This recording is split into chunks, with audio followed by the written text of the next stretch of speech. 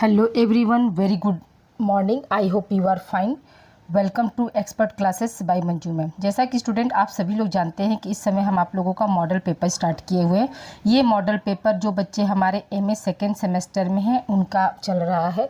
ये 2026 का model paper में है। इसमें हम आप लोगों का 2025 का जो है पेपर को सॉल्व करा रहे स्टूडेंट। तो देखिए यहाँ पे क्या आप लोगों का पेपर 1 है। पेपर का नाम है एडोलसेंस एंड यूथ। ये आप लोगों का फर्स्ट पेपर है स्टूडेंट। और आज जो है आप लोगों का पार्ट 3। अगर आप लोगों में से बहुत से बच्चे हो सकता है कि पार्ट 1 और पार्ट 2 नहीं देखे हैं, तो वो जाकर पार्ट 1 पार्ट 2 जाकर पहले देख ले, फिर पार्ट 3 पे आए। तो आज हम जो है इसमें लघु क्वेश्चन और दीर्घ क्वेश्चन को हमने इसमें शामिल किया हुआ है। ठीक है, चैनल का नाम आप लोगों का है expert classes by Manju ma'am. आइए स्टूडेंट हम स्टार्ट करते हैं। किशोरावस्था के सामाजिक और संवेगात्मक विकास को समझाइए। जो किशोरावस्था में जो सामाजिक और संवेगात्मक विकास क्या होता है उसके बारे में जो है यहाँ बताना। तो देखिए, वह संधि अवस्था के बाद किशोरावस्था प्रारंभ होती है। वह संधि का मतलब क्या हुआ कि बाल्यावस्था का अंत और किशोरावस्था का प्रारंभ की जो बीच की जो अवधि होती है उसी को हम क्या बोलते हैं, वह संधि बोलते हैं। इस अवस्था में सामाजिक विकास तीव्र गति से होने लगता है। किशोरावस्था में प्रारंभ में सामाजिक विकास मंद गति से परंतु बाद के वर्षों में तीव्र गति से होने लगता है। लड़कियों में किशोरावस्था की उम्र 13 से 18 वर्ष तक रखा गया है और लड़कों में जो है 14 से 19 वर्ष तक की रखी गई है। इसलिए किशोर वय के बालक और बालिका को टीन एज कहते हैं या टीनेजर्स के नाम से जानते हैं। ठीक है, तो याद रखिएगा क्यों टीन एज कह रहे हैं, क्योंकि जैसे 13 से हम लेते हैं 19 तक, तो उसमें क्या होता है, टीन शब्द आ रहा है 13 और 19, तो वही लास्ट का जो टीन है उसी को मिलाकर हम क्या है, टीन एज कह रहे हैं स्टूडेंट। ठीक है, अब आइए देखिए आगे बात करते हैं। किशोरावस्था के अंत तक बालकों का सामाजिक विकास अपनी पूर्णता को प्राप्त कर लेता है। इस अवस्था में बालक ठीक उसी प्रकार का सामाजिक व्यवहार करने लगता है जैसे बड़े लोग करते हैं। अतः सामाजिक व्यवहार से संबंधित उसके व्यवहार प्रतिमान लगभग वयस्क व्यक्तियों की तरह ही होता है। कहने का मतलब क्या हुआ कि किशोरावस्था में जैसे ही बालक पहुंचता है या अंत तक, किशोरावस्था के प्रारंभ में तो उसका सामाजिक विकास तेजी से होता है, लेकिन अंत तक क्या वो कंप्लीट हो जाता है और वह क्या करता है, वह बड़ों के समान ही क्या करने लगता है, उसका बात और विचार होने लगता है। ठीक है, किशोर वय के कुछ बालक आपस में घनिष्ठ मित्र होते हैं जिसे हम चम्स कहते हैं। यानी जो है लड़कियां लड़के से दोस्ती और लड़कियां से दोस्ती करते हैं, तो वो मतलब बहुत ज़्यादा क्लोजली फ्रेंड होते हैं, तो उनको हम क्या बोलते हैं स्टूडेंट, चम्स बोलते हैं। फिर क्या बहुधा यह मित्रता सम्मान यौन के होते हैं। ठीक है, ऐसा नहीं कि लड़का लड़की दोस्त हो रहे हैं। इसमें क्या चम्स हम किसको कहेंगे, अगर लड़के की दोस्ती लड़के से और लड़की की दोस्ती लड़की से होगी उसको हम क्या बोलते हैं, चम्स बोलते हैं।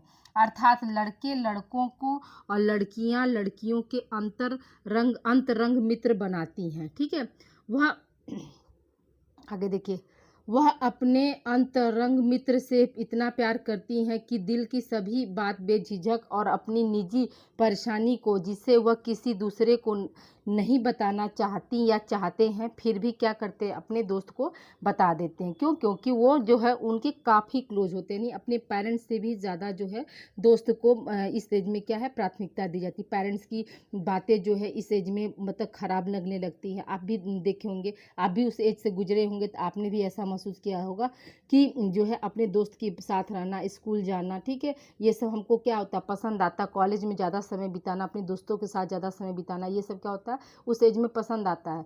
और माँ बाप की जो बातें होती हैं वो क्या है, इस एज में जो है पसंद नहीं आती हैं। ठीक है, तो दोस्त ही एक ऐसा होता है जिससे क्या होता है, हम अपनी मन की हर एक बात कह लेते हैं।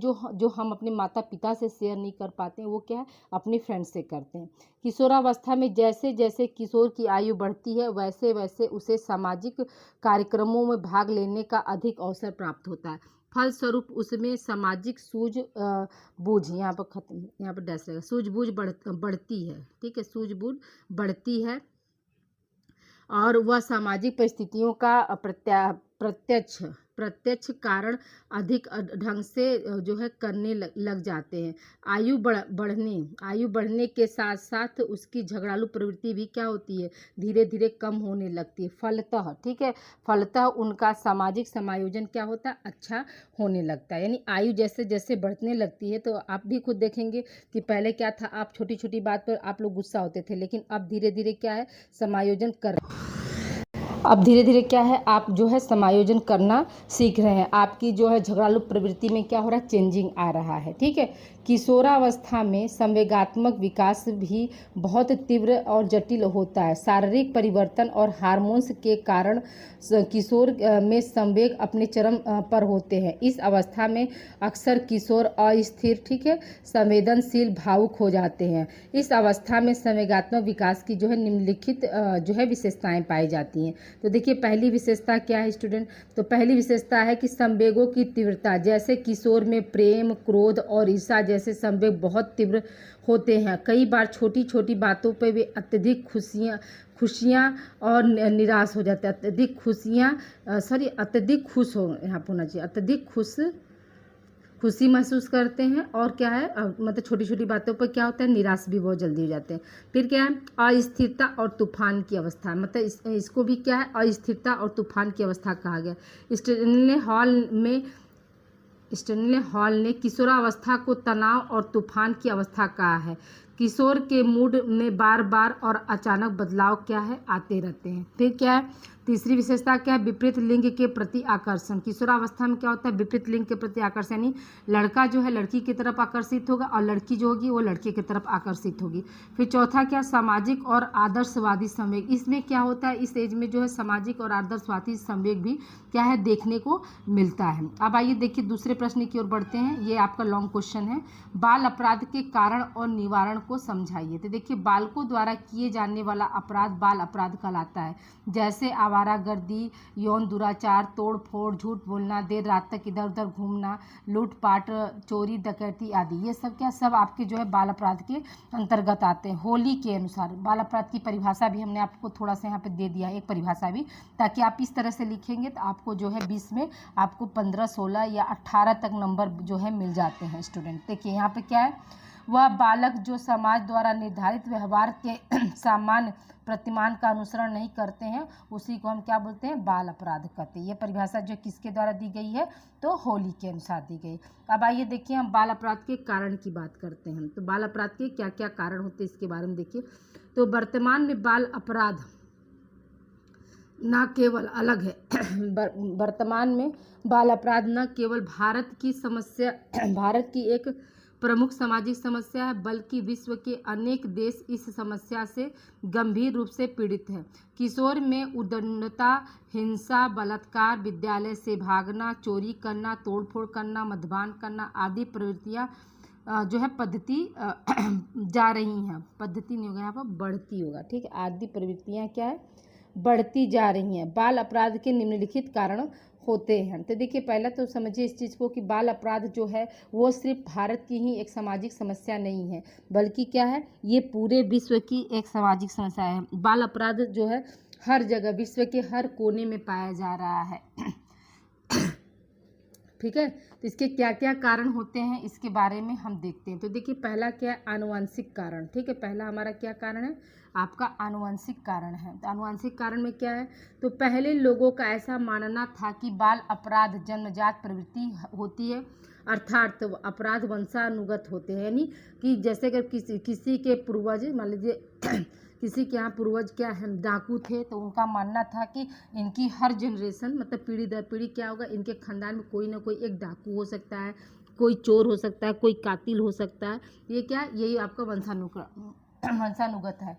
फिर क्या, जिसके माता पिता, दादा दादी, नाना नानी अथवा अन्य पूर्वज अपराधी प्रवृत्ति के रहे हैं, तो उनकी पीढ़ियों में भी अपराधी प्रवृत्ति स्वतः ही समाहित हो जाती है। अतः चोर की संतान चोर होगा, ठीक है, चोर की संतान यहाँ पर चोर, ठीक है, यहाँ पर कर लिख दिया, टाइप हो गया गलती से, चोर होगा, और डाकू की संतान डाकू होगी। दूसरा क्या है आपका पारिवारिक कारण। पारिवारिक कारण में क्या हो जाएगा स्टूडेंट, तो आइए देखिए पारिवारिक कारण को भी देखते हैं। देखिए पारिवारिक कारण में क्या है, तो बालकों को बाल अपराध की ओर ढकेलने में परिवार के सदस्यों माता पिता की प्रमुख क्या होती है भूमिका होती है, जिसे कदापि नकारा नहीं जा सकता है। बालक यकाएक यानी यकाएक का मतलब अचानक से चोर डकैत या बलात्कारी नहीं बनता, उनमें अपराधी प्रवृत्ति जो है धीरे धीरे विकसित होती है। जैसे आप जानते हैं बच्चों को इसीलिए ना कहा जाता है कि बच्चे को जन्म देना आसान होता है, लेकिन बच्चों की परवरिश जो होती है वो बहुत ज़्यादा टफ होती है। यानी कहने का मतलब कि अगर बच्चा बचपन में अगर स्कूल जा रहा है, अगर किसी अपने दोस्त का पेंसिल अगर चुरा के लेके आया, तो माता को क्या करना चाहिए, तुरंत उसको डांटना चाहिए और तुरंत क्या है उस पेंसिल को जैसे कहकर उस बाबू को अपने बच्चे को सिखाना चाहिए कि नहीं ये बेटा आपने लिया तो जिसका लिया उसको आप दे दीजिए, और नहीं तो फिर क्या है स्कूल जाकर ये चीज़ मतलब करना चाहिए कि किस बच्चे का इसने लिया कैसे लिया, तो उसको मतलब समझाना। मतलब कोई भी गलती करे तो बचपन में क्या करना चाहिए, डांटना चाहिए। ये नहीं कि नहीं ला दिया तो चलो जाने दो, मेरा पैसा बचेगा अपना इसको पढ़ेगा। तो यहीं से क्या होता है छोटे छोटे जो पॉइंट्स होते हैं गलती के, तो बाद में क्या होता है यही विकराल रूप लेता है। अभी हाल ही में एक सर मतलब हमको लग रहा कि 6-7 महीना पहले की ही बात है, तो एक न्यूज़ मैंने देखा था, तो उसका बेटा जैसे जेल में चला गया किसी का मर्डर करके, तो जब उसकी माँ उससे मिलने आई जेल में, तो बेटे ने क्या किया, मतलब सबके सामने क्या किया, अपनी माँ को एक थप्पड़ जोर से मारा जेल में।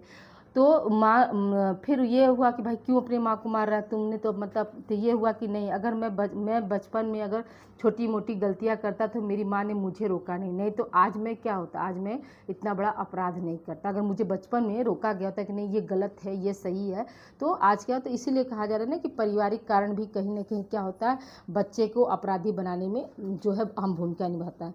अब देखिए पारिवारिक कारणों के अंतर्गत निम्न स्थितियाँ काफ़ी हद तक जिम्मेदार होती है। जैसे पहली स्थिति क्या है, जैसे टूटा और विघटित परिवार। टूटा और विघटित परिवार का मतलब यहाँ पर क्या हो गया कि जो मतलब अब जिनके क्या है माता पिता जैसे मतलब डिवोर्स ले लिए, हाँ अलग अलग रहने लगे, तो इससे क्या हुआ माँ किसी बच्चे को माँ का प्यार मिला तो किसी बच्चे को पिता का प्यार मिला, तो ये क्या हुआ एक विघटित परिवार। इस तरह के जो बच्चे होते हैं वो भी क्या है वो भी जो है अपराधी बन सकते। फिर अर्ध विघटित परिवार का मतलब ये हुआ कि उसमें क्या हुआ उनको जो है इनकम्प्लीट मतलब प्यार इनकम्प्लीट परवरिश ये सब मिला, इसकी वजह से। अपराधी परिवार को तो हमने बता ही दिया कि जिसमें अगर खूनी ये सब चल रहा है तो वो क्या होता है परिवार की छाप भी क्या होती है बच्चे पर पड़ती रहती है। अवांछित संतानें का मतलब क्या हुआ कि जैसे मान लीजिए लड़के का चाह रखते हैं और लड़की हो गई तो उसको क्या है उसका अच्छे से प्यार मोहब्बत नहीं करना, या जैसे 3-4 बच्चे हो गए तो उनका केयरिंग मतलब 3 बच्चे जो सुंदर हैं उनको अधिक प्यार देना अधिक दुलार देना, और जो बच्चा मतलब सुंदर नहीं है उसको क्या करना उसको मतलब उतना प्यार मोहब्बत नहीं देना। तो ये क्या होता है यही अवांछित में आ गया। उपेक्षित का मतलब कि बालक का जो है बार बार जो है तिरस्कार करना, ये क्या है हमारा उपेक्षित परवरिश के अंतर्गत आ गया। परिवार की आर्थिक स्थिति क्या होती है, तो परिवार की आर्थिक स्थिति जो होती है ये भी कहीं ना कहीं क्या करती है अहम भूमिका निभाती है किस में बालक को अपराधी बनने में। फिर क्या बड़ा परिवार का मतलब क्या हुआ कि अगर ज्वाइंट फैमिली है तो वहाँ पर भी क्या है एक से अधिक मेंबर हैं, तो वहाँ पर बच्चे का जो है देख रेख अच्छे से नहीं हो पाएगा, तो वहाँ पर भी क्या होते हैं बच्चा जो है वहाँ भी अपराधी बन सकता है। फिर क्या है आपका पक्षपात का मतलब क्या हुआ कि मतलब एक बच्चा गलत भी कर रहा है तो भी क्या कर रहे हैं मतलब पेरेंट्स उसको सपोर्ट कर रहे हैं, तो वहाँ वो बच्चा भी क्या होगा वो बच्चा भी जो है आगे चल के या दूसरा बच्चा जो अच्छा है तो गलत बच्चे का साथ दिया अच्छे बच्चे का आपने साथ नहीं दिया, तो जो अच्छा बच्चा है वो भी क्या है अपराधी बन सकता है। मिश्रित संस्कृति मतलब जो है इंडियन और वेस्टर्न संस्कृति का भी क्या होता है कहीं ना कहीं असर होता है। अनैतिक परिवार का मतलब कि जिसका जो है कोई लेबल ना हो, मतलब वो शुरू से दुराचारी रहे हों, कोई मतलब कहने का कि कोई शिष्टाचार संस्कार ये सब चीज़ें ना हो, तो वहाँ के भी बच्चे उस घर के भी बच्चे क्या हो सकते हैं जो है अपराधी बन सकते। फिर बुरे साथी और दोस्त गलत दोस्ताना का भी क्या होता है कहीं ना कहीं जो अपराधी बनने में अहम भूमिका निभाता है। अब आइए देखिए आगे बात करते हैं तीसरा कारण क्या आर्थिक कारण क्या है, तो निर्धनता एक अभिशाप है। यह सभी पापों व अपराध की जड़ होती है, यानी जो है कभी कभी क्या होता है कभी कभी क्या अक्सर क्या होता है, लोग जो है गरीबी के कारण जो है, निर्धनता के कारण क्या होता है, अपराध करते थे, जैसे चोरी हुआ, डकैती हुआ। छोटे छोटे बच्चे क्या है, गरीबी के कारण उनको खाना नहीं मिला तो दुकान पर जाते हैं, देखते हैं दुकान मालिक नहीं देख रहा तो फट से ब्रेड का पैकेट ही ले गए। तो अब क्या हुआ, उसको भूख लगी थी, भूख के लिए उसको रोटी चाहिए, रोटी नहीं मिल पाया तो क्या क्या वो चोरी करने लगा। तो यही क्या है, आर्थिक कारण है। फिर क्या, बर्ट ने अपने अध्ययन के आधार पर यह, यहाँ पर यह होगा, यह निष्कर्ष निकाला है कि बाल अपराधियों में लगभग आधे बाल अपराधी निर्धन परिवार के होते हैं। निर्धनता के कई स्तर होते हैं, जैसे भूखमरी हो गया, घनी बस्ती हो गया, बेकारी हो गया, ठीक है। फिर क्या है, सामाजिक व सांस्कृतिक, हाँ बेकारी हो गई। ये 3 क्या है आपकी निर्धनता के स्तर है। भूखमरी के कारण भी क्या है, वो बच्चा जो है चोरी कर सकता है। घनी बस्ती में रह रहा है, वहाँ पर भी वो चोरी। बेकारी मतलब उसके माता पिता को कोई जॉब नहीं मिला, मतलब वो बेरोजगार हैं, तो उस कंडीशन में भी क्या होता है, बच्चा जो है चोरी डकैती कर सकता है। फिर क्या है, चौथा कारण क्या है, सामाजिक एवं सांस्कृतिक कारण। तो देखिए यहाँ पर सामाजिक और सांस्कृतिक कारण में क्या है, स्वच्छ मनोरंजन का अभाव, यानी अच्छा वातावरण न मिलना। तो इस कारण भी क्या हो सकता है कि वो बच्चे अपराधी बन सकते हैं। अश्लील साहित्य को देखकर जो है बच्चे ये यौन अपराध करने की प्रवृत्ति को सीख जाते हैं। फिर क्या है, सामाजिक मूल्यों में अंतर, डिफरेंस अगर पाया जाएगा तो वहाँ पे भी बच्चे क्या होते हैं आपके पास। फिर क्या, पश्चिमी सभ्यता के प्रति आकर्षण और वेस्टर्न कल्चर को अपनाने में भी क्या है, जो है बच्चे अपराधी प्रवृत्ति के बन जाते हैं। आगे देखिए, विद्यालयी वातावरण। विद्यालय वातावरण में क्या है, विद्यालय का गंदा वातावरण भी बालक को अपराध की ओर ढकेलने में प्रमुख भूमिका निभाता है। इसके कई कारण हैं, जैसे घर से विद्यालय की दूरी, ठीक है। तो घर से विद्यालय की दूरी कितनी है, ये भी कहीं ना कहीं क्या है, बाल अपराध को बढ़ावा देती है। फिर क्या, बालक की रुचियों को ध्यान में न रखना, ठीक है। बच्चे को क्या पसंद है क्या नहीं पसंद है, इसको भी ध्यान में नहीं रखेंगे तो भी क्या है, बालक जो है अपराधी। शिक्षा पद्धति में दोष। शिक्षा पद्धति में दोष के कारण भी क्या है, बालक जो है अपराधी प्रवृत्ति का बन जाता है।